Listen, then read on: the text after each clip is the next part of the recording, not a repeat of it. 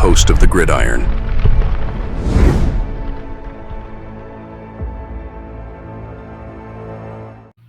All right, well, speaking of injuries, the Giants got a long injury list. Shocking, I know, shocking.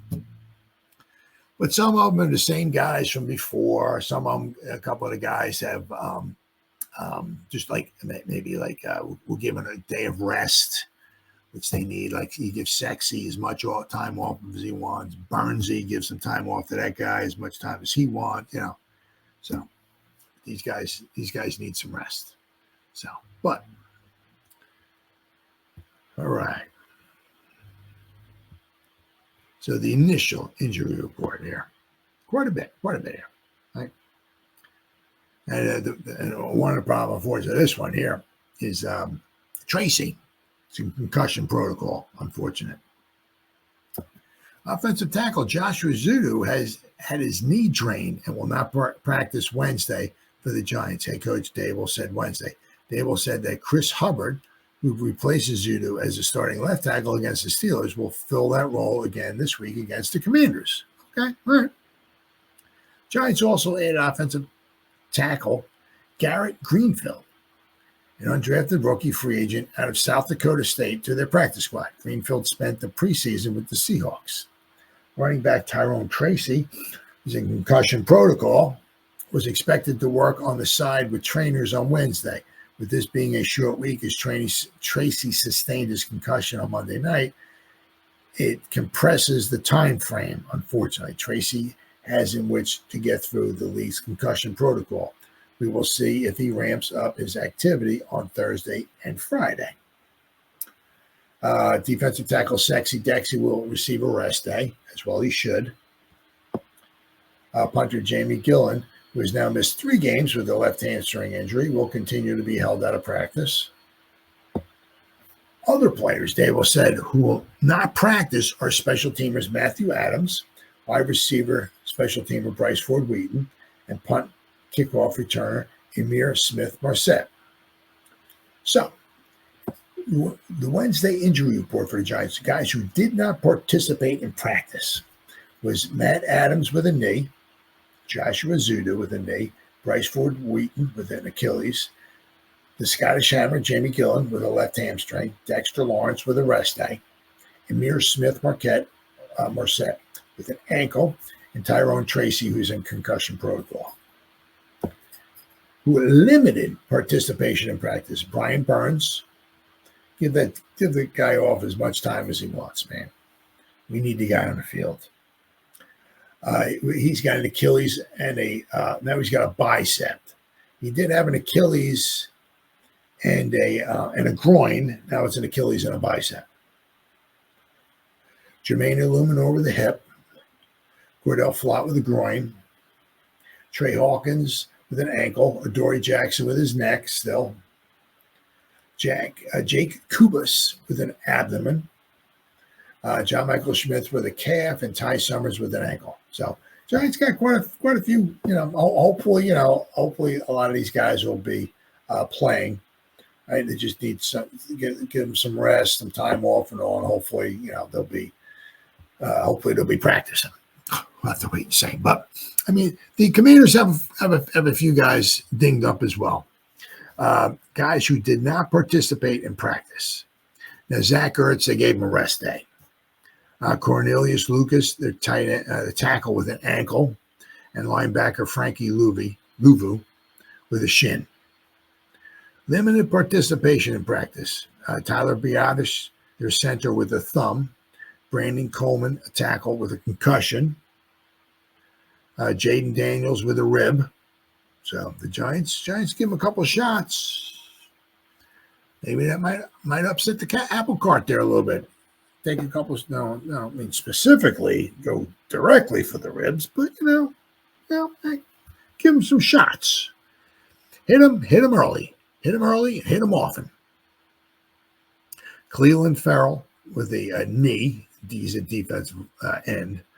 Brian Robinson Jr., running back with a hamstring, and one of the wide receivers has a hamstring as well too.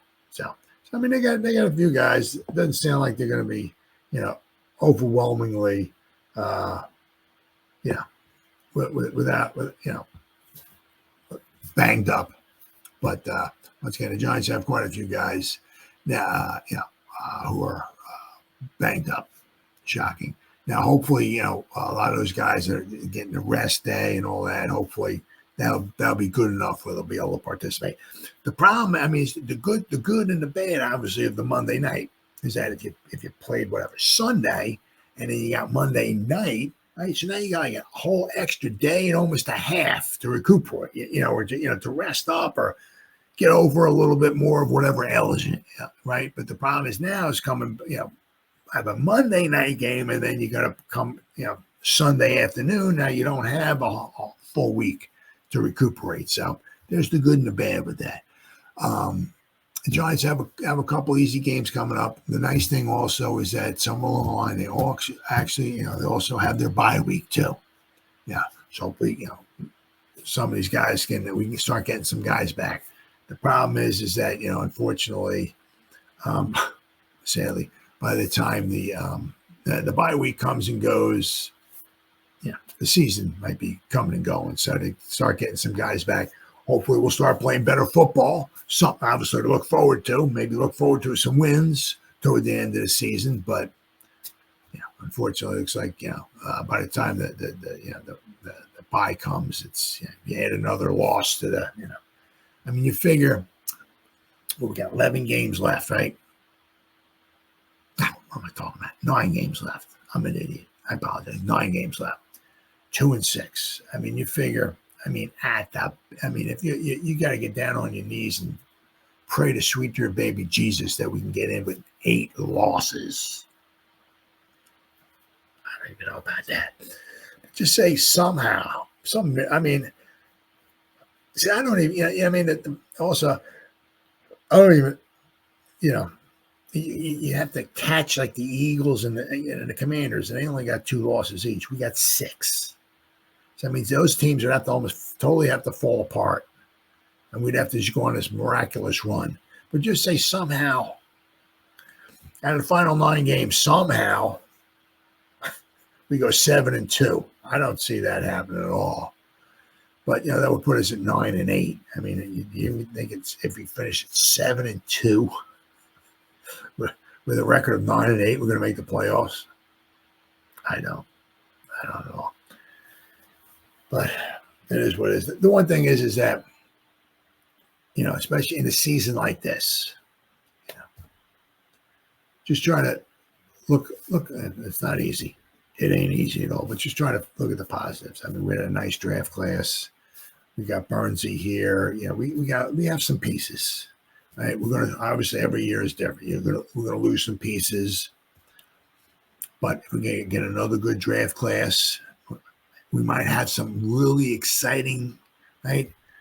Is there anything much more exciting than maybe getting a new heir apparent to the throne? That's exciting.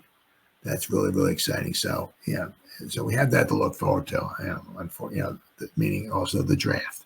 But if we do let Daniel Jones go, we're going to save some money. So we'll have some money. We can bring in, a couple nice pieces. As I said, we're going to lose some guys, maybe in free agency. But if we get another nice draft class, like we did this past, where we get 3 or 4 really nice studs, that would be huge. We can bring in a couple guys from free agency because we should have some money to spend. I said, and then if we get a quarterback of the future, right, that'd be really, really exciting. So.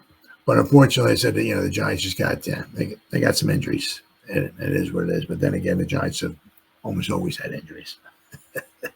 It's like when you open up the Webster's dictionary and you look at the word injury. It's just it doesn't say injury, it just has a picture, it has a little NY there with the Giants. So it is what it is.